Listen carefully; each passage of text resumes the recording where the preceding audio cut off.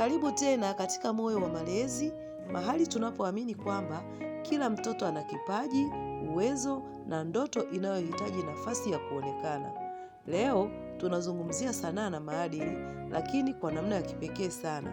Ni pale mwanafunzi anapopewa nafasi ya kusimama mbele ya wenzake na kuigiza kwa uhuru bila kuongozwa hatua kwa hatua na mwalimu. Hapa sio tu tunawaona wanafunzi wakicheza na kuigiza, tunawaona wakijifunza kujiamini, kufikiri, kushirikiana, kuwasiliana na kufanya maamuzi yao wenyewe. Mwalimu anapowapa watoto nafasi ya kutumia mawazo yao, tunaweza kugundua vipaji ambavyo huenda vingebaki vimejificha. Mtoto ambaye leo anaogopa kusimama mbele ya darasa, kesho anaweza kuwa mwigizaji, mwalimu, kiongozi au mzungumzaji mwenye kujiamini. Na zaidi ya yote, sanaa inaweza kuwa daraja la kuwafundisha watoto maadili mema, heshima, upendo, uwajibikaji na namna ya kuishi vizuri na wengine. Kwa hiyo, hebu tujiulize, je, tunawapa watoto wetu nafasi ya kutosha kuonyesha kile kilicho ndani yao? Endelea kutazama video hii ya Moyo wa Malezi, kwa sababu wakati mwingine tunapompa mtoto nafasi ya kujaribu, ndipo tunapogundua vipaji vikubwa ambavyo Mungu ameweka ndani yao. Mimi ninaitwa Muhere Mada. Kama bado hujasubscribe kwenye channel yetu ya Moyo wa Malezi, karibu ufanye hivyo sasa hivi, kwa sababu tunakuletea maarifa sahihi kabisa kwa ajili yako, kwa ajili ya jamii nzima pia. Karibu na tuanze. Kwa majina naitwa Kasongo. Mimi hapa ni mpangaji wa chumba cha pilipili dawa. Huyu hapa ni mama mwenyewe. Na huyu hapa kwa majina anaitwa Siwa. Huyu naye ni mpangaji mwenzangu. Kwa majina huyu hapa anaitwa Kidonchi. Mpangaji mwenzangu. Na huyu hapa anaitwa Champeni. Yeye hapa ni ndugu yake na mama mwenye nyumba. Na huyu hapa ni baba mwenye nyumba, anaitwa Mzee Mshiki. Huyu hapa anaitwa Komisi. Na yeye ni mpangaji mwenzetu. Huyu hapa anaitwa Chemba. Na ni mkuu. Jina lake ni Mbele. Haya, tutaanza. Mimi hapa ni mpangaji. Huyu mama mwenye nyumba anakuja kutudai kodi mimi na huyo hapa. Mimi hapa nadaiwa kodi na huyo hapa. Haya, tunaanza igizo. Jana kwa mbele tu nataka kodi yangu. Au utanipa miezi miwili kodi yangu nataka. Na wewe sauti wewe na jana nataka jana.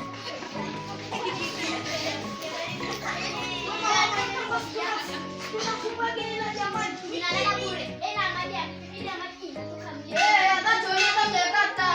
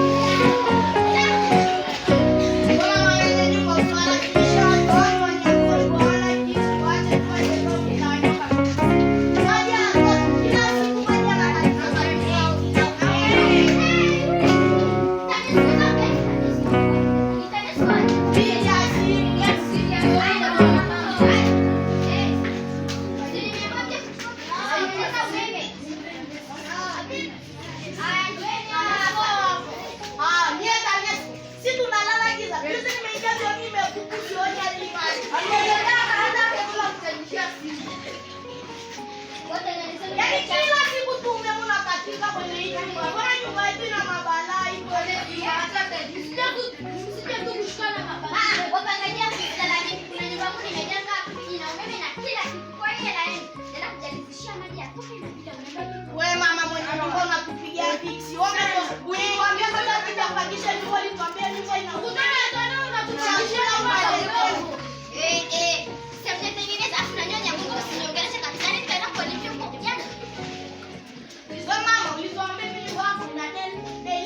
Chakula unalitoa pizza hapo kwenye meza. Unashangaa mtu anakuja kuchukua mlendo wake hapo bamia, anakula. Unakuta ugali na kichwa cha samaki imebadilika. Ndio maana hata kukubania.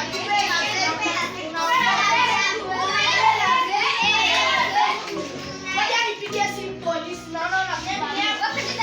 Polisi. Kuna mama mwenye nyumba anakusalia na yetu atupi.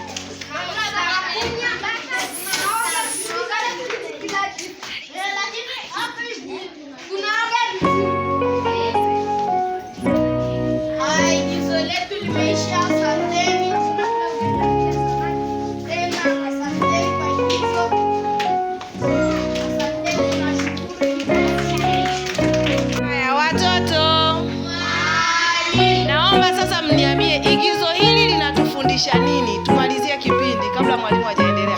Igizo hili linatufundisha nini haraka haraka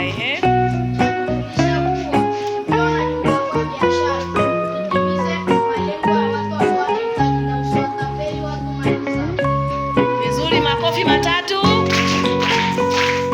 Haya, mwingine igizo hili linatufundisha nini? Linatufundisha kwamba tuwe waaminifu tunapokuwa tumepanga tulipe nini? Mwingine wa mwisho, igizo linatufundisha nini? Igizo hili linatufundisha nini shuleni?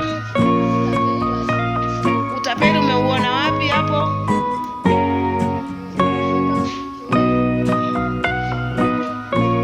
Kwenye kuweka maji chooni mama mwenye nyumba. Mama mwenye nyumba, wewe unatuambia nini? Wewe unatuambia nini?